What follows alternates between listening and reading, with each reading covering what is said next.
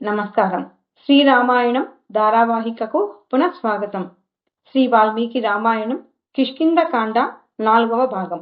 గత వారం ఒకే పోలికతో అశ్వినీ దేవతల్లా ఉన్న వాలి సుగ్రీవులు యుద్ధం చేస్తుంటే సుగ్రీవుని రాముడు గుర్తించలేకపోయిన వరకు చెప్పుకున్నాం కదా. తర్వాత ఏమి జరిగిందో చూద్దాం. వాలి సుగ్రీవులు హోరాహోరీ పోట్లాడుకుంటే బలం క్షీణించిన సుగ్రీవుడు వాలి చేతిలో చావు దెబ్బలు తిని ఋష్యమూక పర్వతం మీదకు పారిపోయాడు. ముని శాపం వలన ఋష్యమూక పర్వతంపైకి ఎక్కడానికి భయపడ్డ వాలి బతికిపోయావు పో అంటూ కిష్కింధ నగరానికి తిరిగి వెళ్లిపోయాడు. యుద్ధంలో తీవ్రంగా గాయపడ్డ సుగ్రీవుని పరామర్శించడానికి రామలక్ష్మణులు సుగ్రీవుని వద్దకు చేరుకున్నారు. రామలక్ష్మణులను చూడగానే సుగ్రీవుడు, రామ, నీ పరాక్రమం చూపించి నన్ను నమ్మించావు. నీ మీద నమ్మకంతో నేను యుద్ధానికి వెళ్తే నువ్వు వాలిని సంహరించకుండా నా ప్రాణాల మీదకు తీసుకువచ్చావు. వాలిని సంహరించలేనని ఒక్క మాట చెబితే నేను అసలు యుద్ధానికి వెళ్లేవాడిని కాదు కదా అని నిష్ఠూరంగా మాట్లాడుతున్న సుగ్రీవునితో రాముడు ఇలా అన్నాడు.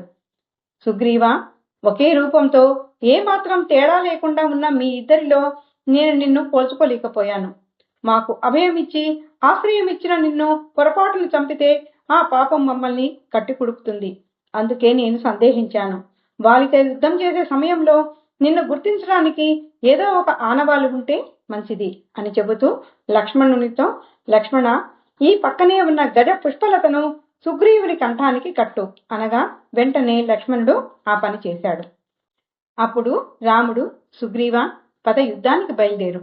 ఏ విధంగా రెచ్చగొడితే వాలి యుద్ధానికి వస్తాడో అలాగే రెచ్చగొట్టు అని చెప్పి అందరూ కలిసి కిష్కింధకు బయలుదేరారు. మార్గ మధ్యంలో కనిపించిన అందమైన వనాన్ని చూసి శ్రీరాముడు సుగ్రీవుని ఆ వనం వివరాలను అడుగుతాడు. అప్పుడు సుగ్రీవుడు, రామ, ఫల పుష్పాదులు నిత్యం లభించే ఈ వనం పూర్వం ఒక తపోవనం.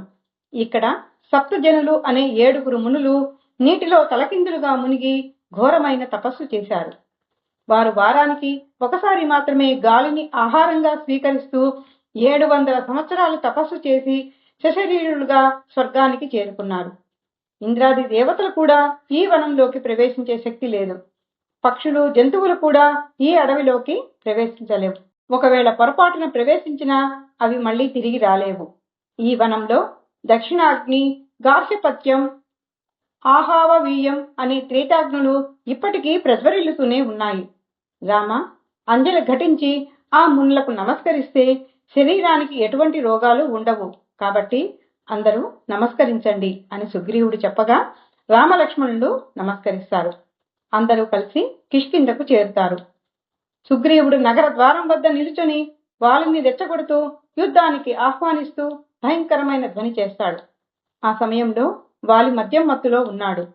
సుగ్రీవుడు చేసిన శబ్దంతో వాలికి ఒక్కసారిగా మత్తు దిగిపోయి ఆగ్రహం వచ్చింది. వెంటనే యుద్ధానికి బయలుదేరాడు. యుద్ధానికి బయలుదేరుతున్న వాలితో అతని భార్య తార, ప్రియనాథ, నీ బలం లోకానికంతా తెలుసు. నీ చేతిలో చావు తప్పి కన్నులొట్టపోయిన సుగ్రీవుడు ఇంతలోనే మళ్లీ యుద్ధానికి వచ్చాడంటే ఇది సందేహించాల్సిన విషయమే. మన కుమారుడు అంగదుడు గూఢచారుల వలన వినినటువంటి మాటలు నాకు చెప్పాడు. సుగ్రీవుని స్నేహం కోరుతూ ఇక్ష్వాకు వంశీయులైన రామలక్ష్మణులు ఈ అరణ్యంలోకి ప్రవేశించారు. సుగ్రీవుడు, రాముడు అగ్ని సాక్షిగా మైత్రి చేసుకుని ఒకరికొకరు సహాయం చేసుకోవాలని ఒప్పందానికి వచ్చారట. రామలక్ష్మణులతో వైరం ఎన్నటికీ ప్రమాదం. వారి అండలో ఉన్న సుగ్రీవునితో కూడా ఇక నీవు వైరాన్ని విడిచిపెట్టు. ఎంత కాదన్నా సుగ్రీవుడు నీకు తమ్ముడు. నీ తమ్ముని ప్రేమగా ఆదరించి యువరాజ పట్టాభిషేకం చెయ్యి. అప్పుడు అతని నుంచి ఆపద ఉండదు. అలాగే రామలక్ష్మణులతో కూడా మైత్రి చేసుకో.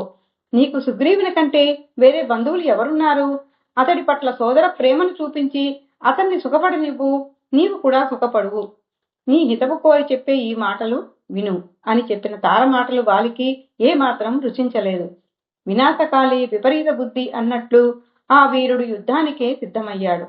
తారను అంతఃపురంలోకి వెళ్ళమని చెప్పి సుగ్రీవునితో యుద్ధానికి సిద్ధమయ్యాడు వాలి. ఇక చేసేది లేక తార వాలికి ప్రదక్షిణలు చేసి అతని విజయం కోరుతూ స్వచ్ఛనయనాలు చేసింది. అంతఃపురం నుంచి కొదమ సింహంలా బయటకు వచ్చిన వాలిని చూసి సుగ్రీవుడు బిగ్గరగా గర్జించాడు. ఆ వీరులిద్దరూ హోరాహోరీగా యుద్ధం చేయసాగారు. సుగ్రీవుని బలం క్షీణించడం గమనించిన శ్రీరాముడు తన ధనస్సు ఎక్కుపెట్టి తిరుగులేని రామబాణాన్ని వాలిపైకి ప్రయోగించాడు. రామబాణం సూటిగా వాలి గుండెలో గుచ్చుకోవడంతో ఆ వీరుడు నేలకూలాడు. యుద్ధంలో నేలకూలిన వాలిపై గౌరవంతో రామలక్ష్మణులు అతని సమీపానికి వెళ్లారు. ప్రాణాంతకమైన దెబ్బ తిని కూడా వాలి విజయ గర్వంతో రామలక్ష్మణులను చూసి, రామ, ఎటువంటి పని చేశావు నువ్వు? నేను సుగ్రీవునితో యుద్ధం చేసే సమయంలో నువ్వు అతని పక్కన కనపడలేదు. నేను నిన్ను చూడలేదు. నీకు నాకు ఎలాంటి వైరం లేదు. వేరొకరితో యుద్ధం చేస్తున్న నన్ను కొట్టవని నేను అనుకున్నాను. ఇక్ష్వాకు వంశంలో పుట్టిన శ్రీరాముడు ధర్మబద్ధుడని, అతడు అధర్మ యుద్ధం చేయడని, అందుకే నాకు అతని నుంచి ప్రమాదం లేదని నా భార్య తారకు చెప్పాను. కానీ నువ్వు అధర్మ మార్గంలో నన్ను చంపావు. ఇది నీకు తగదు.